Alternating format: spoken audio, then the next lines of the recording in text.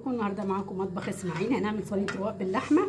احنا كده عصجنا اللحمه، معروفه انها بتتعصج زي اللي بتعمل المكرونه البشاميل بالظبط، ان هي بصل واللحمه بتتعمل على النار. وده الرقاق احنا شارينه جاهز طبعا.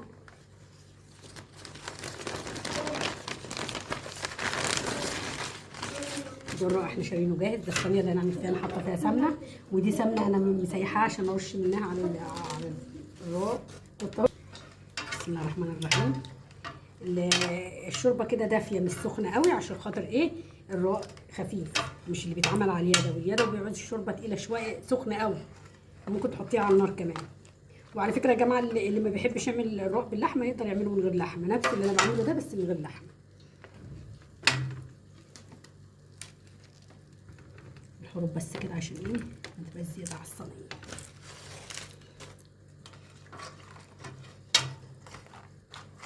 هي الشوربه بتبقى دافيه، يعني تقدري تحملي فيها ايدك كده او حاجه، لان لو سخنه عن كده الرقاق مش هيطلع منها، مش هيبقى رقاق بالمعنى صح.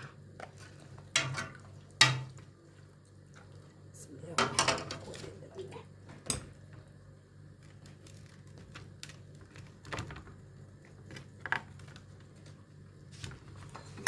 نحط سمنه. السمنه اللي بتخليها طريه وبتديها طعم بعد ما بتطلع من الفرن. هي بتدخل الفرن بتاخد وش من تحت، مش هنقلبها طبعا، بنطلعها في الشوايه. اللي ما عندوش شوايه وعايز يقلبها يقلبها، مفيش مشاكل.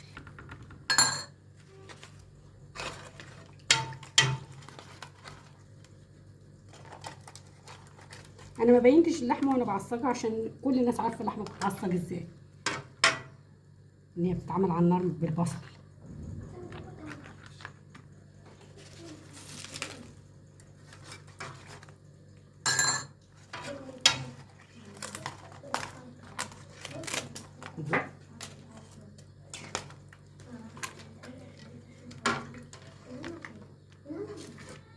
معلش، اللي بيتكسر ده نقدر نحطه في النص، نقدر نحطه في نص الصينيه.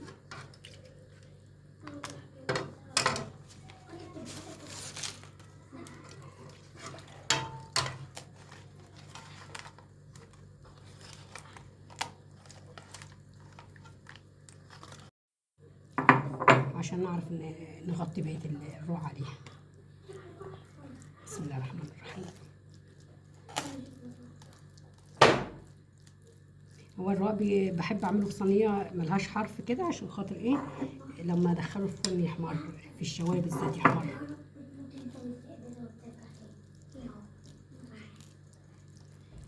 يعني زي ما انا قلت، اللي يحب يعمله من غير لحمه، اللي بيحبه من غير لحمه يقدر يعمله زي ما انا بعمل، بس مين هيبقى من غير لحمه ما بيجراوش حاجه، يزود الايدام بتاعه، يحط له سمنه كويس، وهو يبقى ايه؟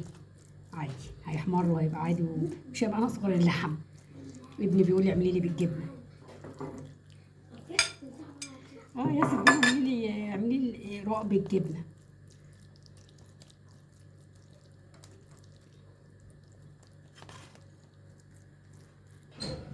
هنحط لها بس حبه شوربه كده بس عشان تطرى، عشان تبقى طريه من جوه، لما تطلع من الفرن تبقى طريه، مش كتير، حبه صغيرين.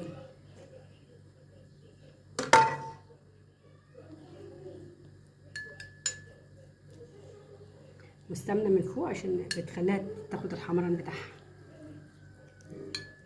هي بصراحه السمنه فيها بتخليها تطرى خالص، بتبقى طالعه من الفرن طريه وجميله، مش طريه وعامله شوربه، لا طريه واخده الدم بتاعها كده، وطريه وجميله جدا.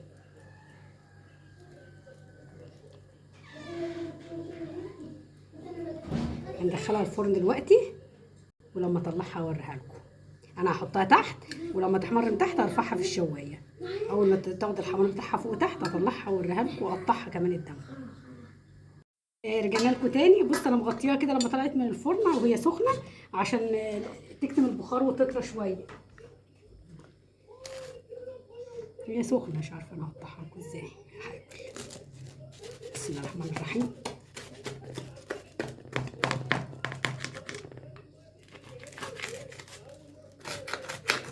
انا ما قلبتهاش، انا حطيتها في تحت، ولما احمرت حطيتها في الشوايه، بس هي سخنه بجد. بسم الله الرحمن الرحيم.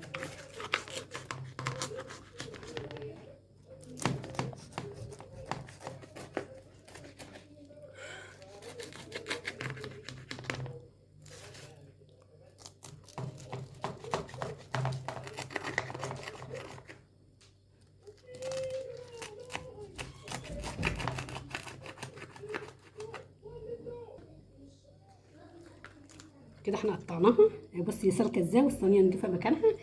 هنشوف من تحت اهي، بصوا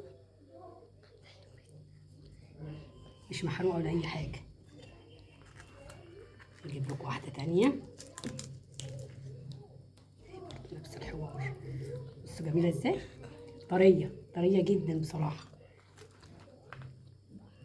بص طريه ازاي، طريه والقدام بتاعها جميل.